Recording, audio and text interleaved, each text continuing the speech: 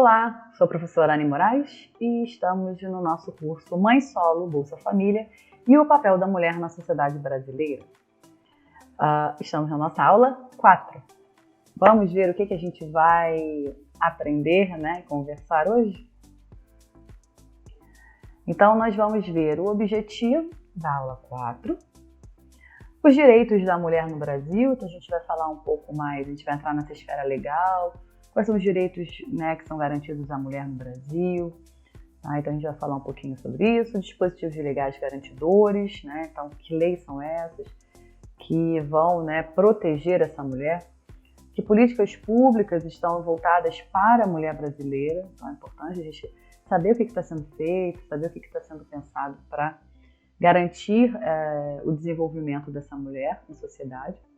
E a gente vai ver como o programa Bolsa Família contribui para o combate às desigualdades de gênero. Então vamos lá. Primeira coisa, objetivos da aula 4.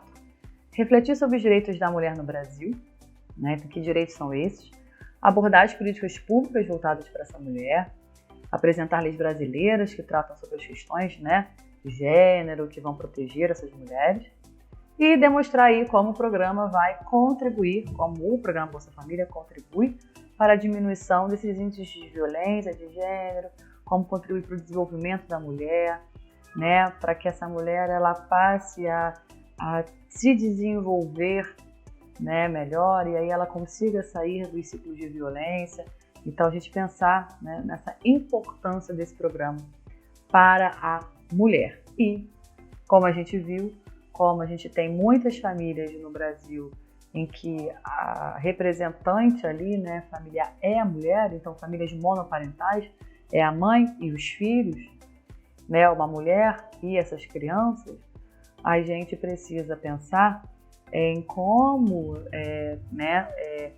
pensar esse programa, a importância desse programa para essas mulheres, que são em geral as maiores beneficiárias, porque são em geral as mulheres que estão nesse lugar de cuidado, geralmente o homem, né, abandonou, enfim, um abandono paterno que a gente viu em uma outra aula. Então é muito importante a gente pensar, né, na importância dessa mulher para a família, né? Então a gente está falando de família, programa Bolsa Família, e como essas famílias monoparentais com mãe solo, né, como representante, são importantes, tá, na nossa, né, sociedade. Então vamos lá, os direitos da mulher no Brasil. Então vamos ver um pouquinho quais são esses direitos. Então, igualdade de gênero, tá? Então a Constituição Federal estabelece a igualdade entre homens e mulheres, garantindo a proibição de discriminação. Então a mulher ela não pode ser discriminada por ser mulher. Então a mulher não pode, por exemplo, ganhar menos do que um homem, né? Então a gente tem igualdade entre homens e mulheres. Então a gente precisa lutar por isso. Direito à vida, à liberdade, à igualdade, à segurança, à propriedade.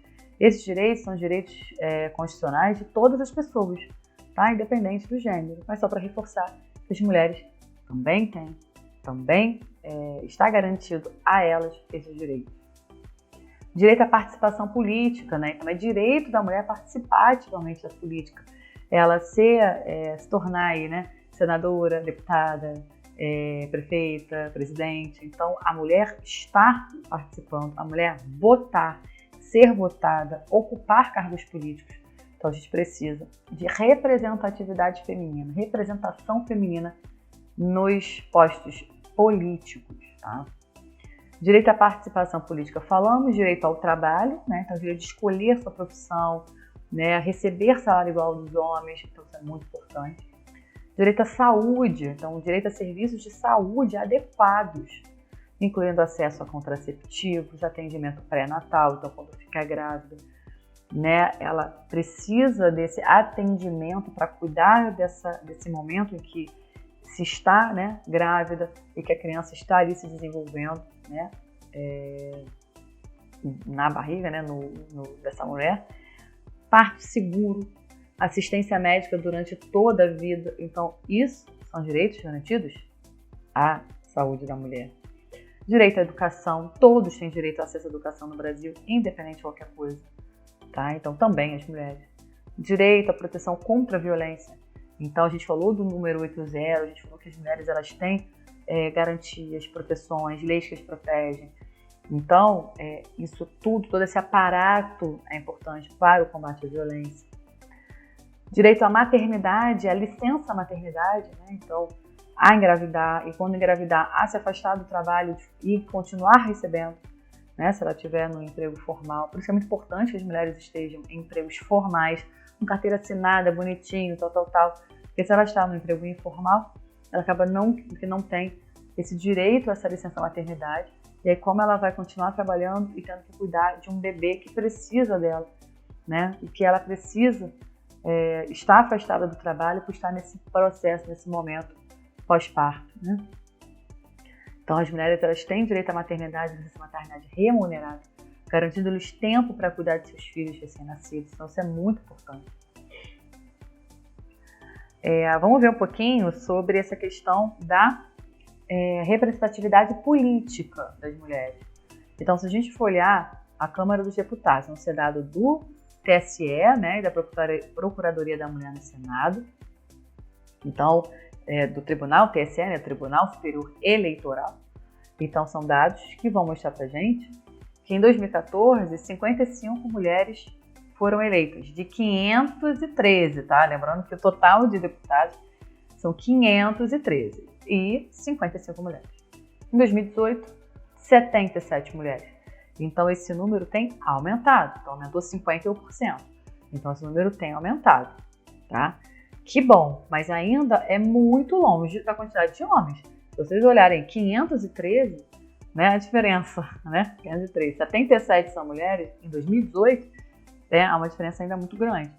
Então, é importante que a mulher ela possa ter esse lugar na política. Então, agora as mulheres são 51,5% dos brasileiros, tá? No último censo de 2010, então, total de mulheres no Brasil, né? Então, nós temos mais mulheres no Brasil do que homens. Então, as mulheres são 51,5% dos brasileiros. No último censo de 2010, elas eram 51,3%. Em 1980, era 50,23%. Tá? Esses dados de 51,5% são dados do censo de 2022. Então, hoje, né, em 2022, 51,5% dos brasileiros são mulheres. Então, a gente tem mais mulher, mas em compensação, se você for olhar mulheres na política, mulheres ocupando cargos de chefia e tudo mais, você vai ver que o número é de muito mais de homens, né? Então, a gente tem que pensar sobre isso. Violência obstétrica. Tem uma questão aí que a gente precisa falar, que eu preciso pontuar com vocês. Não sei se vocês já ouviram falar sobre isso, mas que eu acho que é muito importante a gente conversar. É que as mulheres elas sofrem violência durante o parto, né? Então, 1 em cada 4 mulheres sofre algum tipo de violência durante o parto. Então, a violência obstétrica refere-se a atos de violência, discriminação ou abuso físico, psicológico ou verbal cometidos contra mulheres durante o processo de parto ou no pós-parto. Então, gente, tem muitos casos de violência obstétrica no Brasil. Então, as mulheres estão sendo violentadas no momento em que elas estão parindo, né?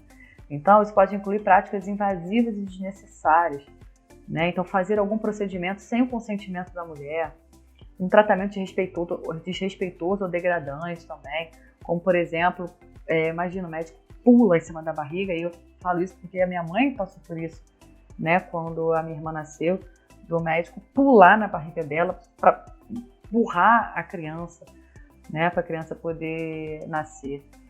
Então, mulheres que são amarradas, né? Médicos que se recusam a dar anestesia, ou situações no pós-parto de dificultar a amamentação da mulher logo na primeira hora, que é importante quando a criança nasce, ou proibir a entrada do acompanhante que foi escolhido pela mulher para estar acompanhando. Então, esses comportamentos violam os direitos humanos das mulheres. Então, é muito importante a gente pensar nisso, nas consequências físicas e psicológicas que deixam marca. A minha mãe até hoje lembra do parto horroroso que ela teve. Então, é muito importante que a gente pense nisso, que a gente reflita sobre isso, como as mulheres elas são violentadas em vários graus na nossa sociedade. E isso não pode, gente, acontecer. tá? Porque isso gera um impacto psicológico, social, físico nessa mulher, que é um ser muito central, tá? Na nossa sociedade. É muito importante a gente pensar sobre isso. Vamos ver agora uns dispositivos legais garantidores dos direitos da mulher? Então, a partir de 1988, leis foram criadas para garantir direitos e combater a violência contra a mulher no Brasil. Algumas das principais leis são Lei Maria da Penha, a gente vai ver melhor sobre ela daqui a pouco, que garante a proteção contra a violência doméstica e familiar, além de dar assistência às vítimas e seus dependentes. A própria Constituição Federal, que assegura a igualdade entre mulheres e homens. A Lei do Feminicídio, que torna o feminicídio, né, um crime hediondo. Então, você matar uma mulher pela condição de ser mulher, né, torna o feminicídio um crime hediondo. Lei do Minuto Seguinte, garante atendimento emergencial às vítimas de violência sexual, né? Então, a gente tem essa lei. Então, a mulher ela pode ser atendida emergencialmente, né, se vítima de violência sexual. Lei do Acompanhante garante o direito da gestante a ter um acompanhante durante o trabalho de parto. Então, isso é lei, isso é direito da mulher. Então, é muito importante a gente saber os nossos direitos, a gente saber os nossos deveres e nossos direitos, para que a gente possa cobrar, para que a gente possa saber que esse é um direito. E eu, mulher, sei, você, mulher, saber, e o homem saber também, para brigar também pelo direito da mulher. Então isso é muito importante. A Lei Maria da Penha, vamos falar um pouquinho sobre ela. É uma lei criada com o objetivo de combater a violência doméstica contra a mulher. E ela recebe esse nome por conta da Maria da Penha, a foto da Maria da Penha aí, pra gente no slide. A Maria da Penha ela foi vítima de violência doméstica, ficou paraplégica em decorrência de agressões que ela sofreu do ex-marido. Então, alguns benefícios que essa lei vai trazer para a mulher. Aumento da proteção. Então, a lei visa garantir a integridade física, psicológica, sexual, moral e patrimonial das mulheres. Então, garantir, proteger, né, essa integridade. Tipificação dos crimes. Então, a lei, né, estabelece quais são os tipos de crimes cometidos contra a mulher no âmbito doméstico. Então, quais são eles? Como, por exemplo, lesão corporal, ameaça, estupro. Então, é muito importante, quando a gente tem uma lei, que a lei determine, ó, isso aqui está dentro, isso aqui está dentro, isso aqui está dentro. Porque aí permite que as vítimas tenham seus direitos reconhecidos, né? Então, é muito importante que a lei seja bem clara sobre o que é considerado, né, o crime ou o que não é considerado crime. Então, isso é muito importante. Criação de mecanismos de denúncia. Então, é importante que a mulher tenha facilidade para denunciar, né? Então, ela tenha lugar para denunciar, ela tenha as delegacias, né, especializadas na mulher, em violência contra a mulher. Então, que ela tenha pessoas preparadas para recebê-las, para protegê-las, né? Então, é muito importante. Então, a lei estabelece a criação de serviços de atendimento às mulheres, como delegacias especializadas, centros de referência, abrigos, porque essa mulher está sofrendo violência, foi violentada. Não adianta ela voltar para casa e dar de cara com o agressor. Então, é muito importante que ela tenha um lugar para ir, né? Isso facilita o acesso das vítimas aos órgãos de proteção. Aumento da pena. Então, a lei prevê penas mais rigorosas aos agressores. Então, isso é importante para poder combater a impunidade, né? E fazer com que o homem não agrida, né? Que não cometa essa violência. Medidas de proteção, medidas protetivas. Então, a lei possibilita que a mulher solicite medidas de proteção, né? Como afastamento do agressor, proibição de aproximação, né? A questão da guarda dos filhos. Então, tudo isso para protegê-la do agressor. E a lei do feminicídio? A lei do feminicídio, feminicídio é a palavra usada para definir o homicídio de mulheres cometido em razão de gênero. Lembra? Apenas pela mulher ser mulher. Não é a mulher que morre num assalto. Isso não é feminicídio. Tá? Agora, feminicídio é, por exemplo, quando um marido mata a sua mulher. Por ela ser mulher, por ciúme, por qualquer seja o motivo, ele mata essa mulher. Então, a gente tem aí a lei do feminicídio. Quando a vítima é morta por ser mulher, está diretamente relacionada à violência doméstica. Então, muitas vezes, a mulher está sofrendo a violência doméstica, a gente viu a Lei Maria da Penha, E aí acaba que a consequência, né, dessa recorrência de agressão é que muitas vezes a mulher morre. Então, aí a gente tem, né, a morte dessa mulher por ser mulher, né? Então tem muitas mulheres que perdem a vida todos os dias no Brasil por serem mulheres. E lembrem, a gente falou isso antes, geralmente quem mata? Maridos, namoradas, namorados, enfim, pessoas próximas. Vamos ver um pouquinho de dados sobre o feminicídio? Então, de acordo com o mapa da violência de 2015, 33,2% dos homicídios de mulheres no mundo são cometidos pelos parceiros. Então, olha a quantidade. Então, os parceiros matam as mulheres. O que antigamente no Brasil seria chamado de crime passional, né? Crime pela emoção, pela paixão e tudo mais. Ou crime em nome da honra. A gente não fala mais isso. Não tem mais crime em nome de honra, crime passional, né? Então, não tem como romantizar um assassinato de uma mulher pelo seu companheiro ou ex-companheiro, né? Ah, porque ela me traiu e aí foi lá e matou, e isso ser uma justificativa para você matar uma mulher. Não, tá? A gente já vive num outro momento, não existe mais isso. Hoje percebe-se estar relacionado a questões culturais, é o papel da mulher na sociedade. A criação de um termo próprio, né, feminicídio, evidencia a existência do problema e ajuda a sociedade a encontrar uma solução. Então, antes, quando a gente não tinha lei do feminicídio, quando a gente não tinha essa palavra que fala da morte de mulheres por elas serem mulheres, e que em geral são cometidas pelos parceiros, hoje a gente tem essa palavra. E hoje a gente sabe o que significa matar uma mulher por ela ser mulher, né? E que isso acontece muito e que a gente precisa combater isso. Políticas públicas e a mulher brasileira. Então, as políticas públicas de gênero no Brasil são um conjunto de ações e programas que visam promover igualdade de gênero, combater a discriminação e a violência contra a mulher. Garantir políticas que vão ser implementadas na área da saúde, educação, trabalho, segurança, assistência social, tudo isso para garantir o direito da mulher e sua proteção.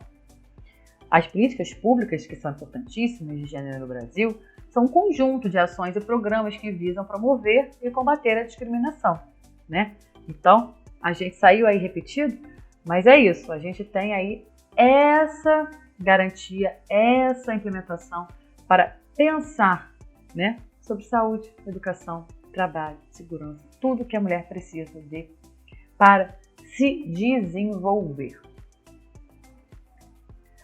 Vamos refletir? Qual seria o papel das leis e políticas públicas para a diminuição dos índices de violência contra a mulher? Então, a gente precisa pensar qual a importância dessas políticas públicas, como é que elas podem tirar essa mulher desses lugares que muitas vezes elas estão de violação de seus direitos, de discriminação e de violência.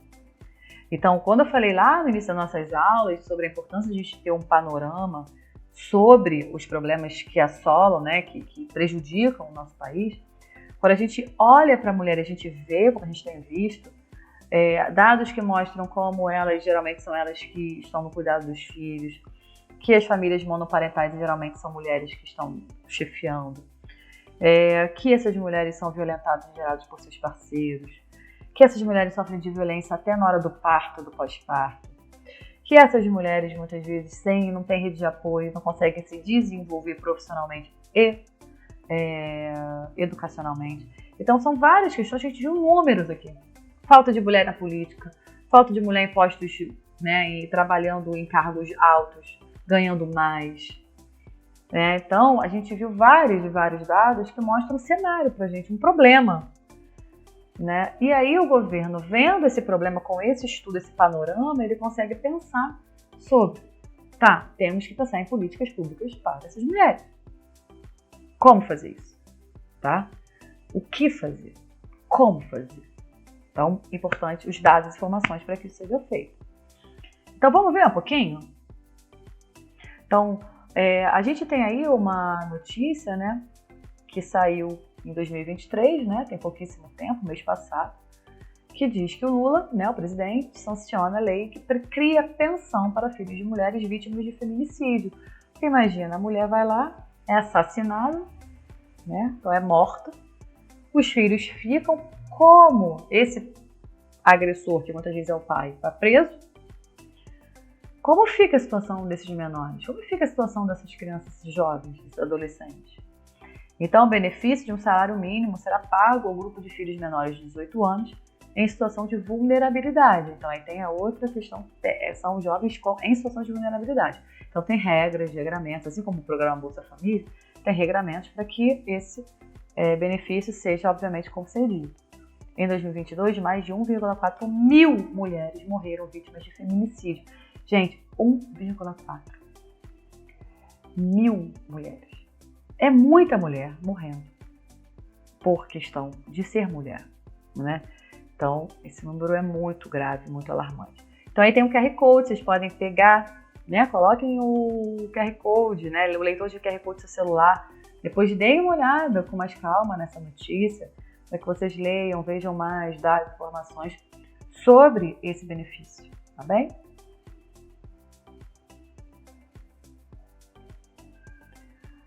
O que seria esse Plano Nacional de Políticas para Mulheres? Muito bom, muito importante.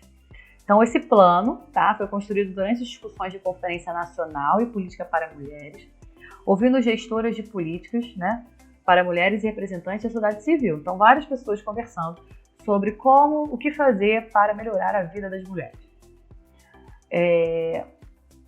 Como contribuiu, né? Contribui para o fortalecimento. Esse Plano Nacional de Política para Mulheres contribui para o fortalecimento e a institucionalização dessa política. Então, temos que pensar num plano nacional, ele precisa de metas, a gente precisa até o final do ano X, né, que tantas mulheres tenham saído, que tantas mulheres tenham deixado de morrer por conta de X, que tantas mulheres sejam assistidas em pós-saúde, que tantas mulheres estejam se desenvolvendo profissionalmente. Então, metas, planos para que a gente possa, de fato, na prática, conseguir mudar esses cenários que a gente viu, né, ao longo das aulas. O plano, como um plano nacional, ele reafirma os princípios orientadores da política nacional para as mulheres. E aí, quais seriam esses princípios? Quais seriam, o que seria, né, quais seriam os objetivos, né? O que esse plano conquistaria? Qual é a ideia? Então, a autonomia das mulheres em todas as dimensões. As mulheres precisam de autonomia, né?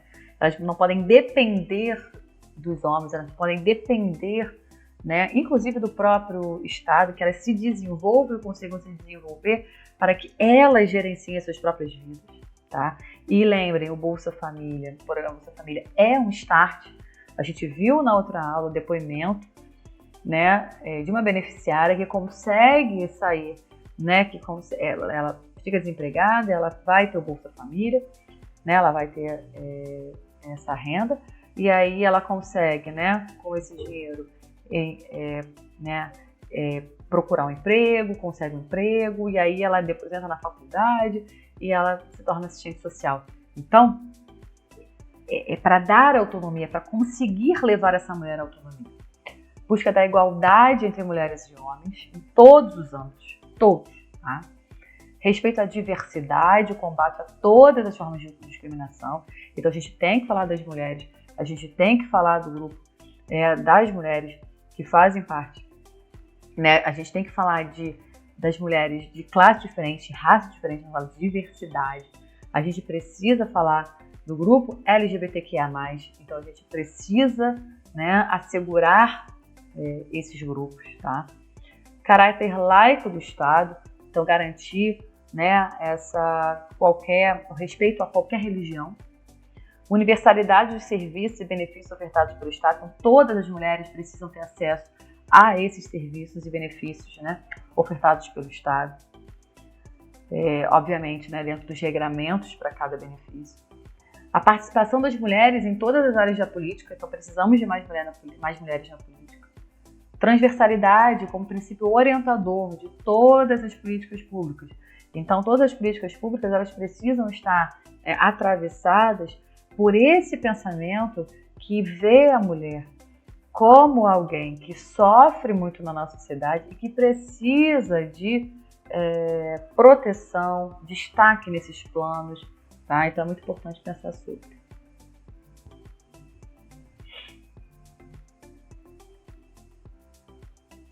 E para as mulheres indígenas e quilombolas? Então, algumas políticas são, né? Então é importante a gente também falar, né? A gente já falou das mulheres negras, a gente falou das mulheres pobres, a gente tem que falar das mulheres indígenas e quilombolas. Então, a gente tem políticas próprias e destinadas para essas mulheres.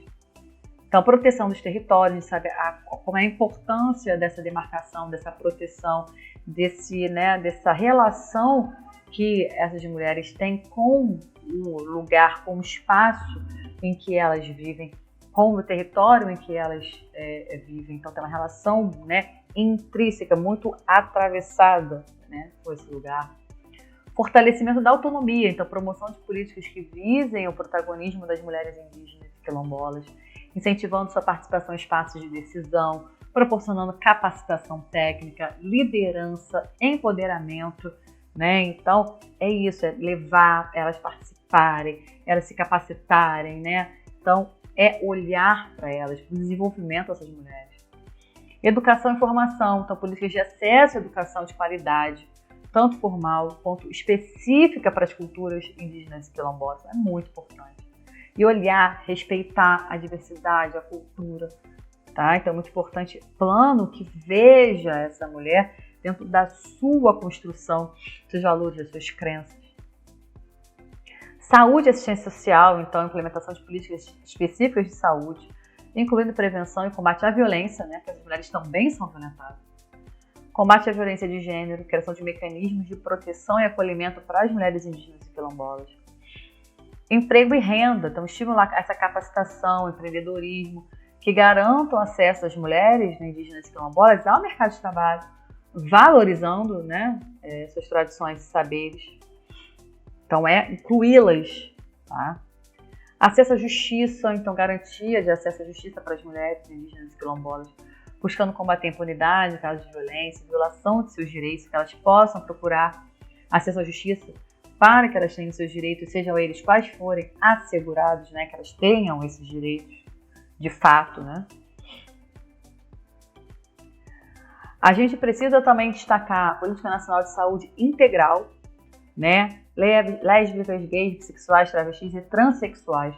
Então, essa Política Nacional de Saúde Integral, ela busca garantir acesso igualitário e adequado às políticas de saúde para a população LGBTQIA+, incluindo ações voltadas para a promoção de respeito à identidade de gênero e orientação sexual. Então, isso é muito importante, porque a gente também tem uma discriminação e uma violência muito forte relacionada à identidade de gênero e à orientação sexual. E como o programa Bolsa Família, ele vai, então, contribuir para o combate às desigualdades de gênero. A gente precisa pensar aí, né, um pouquinho. Então, o empoderamento feminino. O programa, ele direciona 95% dos benefícios para as mães. Então, olha o papel, a mãe, que muitas vezes é uma mãe solo, né? Reconhecendo o papel das mulheres como chefes de família e promovendo o seu empoderamento econômico. Então, a gente, quando empodera a mulher economicamente, a gente modifica, tira ela desse lugar, né, de temor, medo de não conseguir estar ali alimentando, gerenciando sua família, sua vida. Então é muito importante dar isso, porque isso dá dignidade, isso dá vigor para essa mulher, para ela, né, continuar e se cuidar e cuidar dos seus filhos, né? Então é muito importante que essa mulher ela tenha uma autonomia econômica, né? Isso é muito importante. Inclusão educacional, então Bolsa Família condiciona a transferência, a gente sabe, né, que o Bolsa Família, ele vai, uma das regras, né, que para o recebimento do Bolsa Família é que as crianças estejam na escola, então a frequência escolar, tá, das crianças e adolescentes, garantindo, e aí isso garante, que eu acho que é importante a gente frisar, que as meninas tenham acesso também à educação de maneira igualitária, porque temos locais, regiões em que houve um aumento do número de meninas na escola por conta do programa, do Bolsa Família. porque essas meninas ficavam muitas vezes com trabalhos, afazeres domésticos em casa, não iam para a escola, ou estavam trabalhando com outras coisas para poder ajudar a família, e cuidando dos irmãos e tudo mais, e acabavam que não estavam estudando. E aí, como o Bolsa Família relaciona, né, a Bolsa às crianças e adolescentes que estarem na escola, a gente teve uma ampliação. Olha aí como a gente está, o impacto para o direito à educação da mulher já desde muito nova. Promoção da saúde feminina. Então, o programa também condiciona a transferência do benefício à participação em programas de saúde, como acompanhamento pré-natal e a vacinação. Então, está também relacionado ao programa. Então, a gente tem aí, né, essa promoção da saúde feminina, né, que está muito ligada também ao programa Bolsa Família. E lembra, as pessoas precisam se vacinar, então a vacina é muito importante, as campanhas de vacinação são muito importantes. Há doenças voltando por conta de muitas pessoas que não estão se vacinando, então é muito importante. Redução da pobreza feminina, né? Então, a fornecer um auxílio financeiro às famílias de baixa renda, o Bolsa Família ajuda a reduzir a pobreza feminina, né? Então, lembra da feminização da pobreza? Então, ela pode ser reduzida a partir do momento que a gente oferece esse auxílio.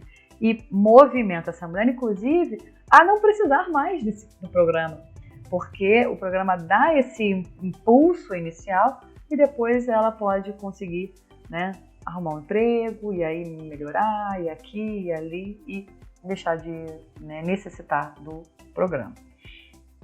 Desestímulo à violência doméstica, porque o que acontece? A transferência de renda do programa Bolsa Família pode ajudar a reduzir a vulnerabilidade das mulheres à violência doméstica, uma vez que elas têm mais recursos para buscar independência financeira e sair de relacionamentos abusivos, porque muitas vezes ela está no relacionamento abusivo porque ela está dependendo do homem enfiando dinheiro.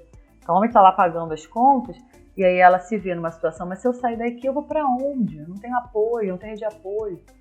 Então eu vou morar onde? Eu vou para onde, né? Então ela tendo essa autonomia financeira, então assim, ela tendo essa ajuda do programa, isso faz com que ela, né, reduza esse lugar, não que ela não continue estando no lugar de vulnerabilidade, mas isso já auxilia. Ampliação das oportunidades de trabalho, né? Então, a fornecer uma renda mínima para a família em situação de pobreza, o Bolsa Família pode permitir que as mulheres tenham mais oportunidade de trabalhar, que foi o caso daquele testemunho que a gente viu, seja em empregos formais ou informais, contribuindo para a sua independência financeira, que é o programa Bolsa Família. Ele quer que essas famílias se tornem independentes, né? E não dependentes do programa, mas ele entende que é necessário esse auxílio inicial para que isso possa ser construído, tá? Então é muito importante. E aí eu quero terminar essa aula, nossa aula 4, lembrando que a próxima é a última, nossa aula 5, com a frase do nosso ministro maravilhoso, Silvio Almeida, né? Ele fala isso agora em 2023. Trabalhadoras e trabalhadores do Brasil, vocês existem e são valiosos para nós. Mulheres do Brasil, vocês existem e são valiosas para nós. Homens e mulheres, pretos e pretas do Brasil, vocês existem e são valiosos para nós. Povos indígenas deste país, vocês existem e são valiosos para nós. Pessoas lésbicas, gays, bissexuais, transexuais, travestis, intersexo, não binárias, vocês existem e são valiosos para nós. Então essa fala dele, chega a ficar arrepiada, é tão, mas tão importante, porque ele dá visibilidade para todos e todas, e grupos que sofrem discriminação, violência o tempo inteiro no Brasil. E a gente precisa respeitar todos e todas, todos são importantes, todos são valiosos. Então a gente precisa desse olhar conciliador, agregador e não discriminatório. Foi um prazer estar com vocês, a gente se vê na próxima aula. Tchau, tchau!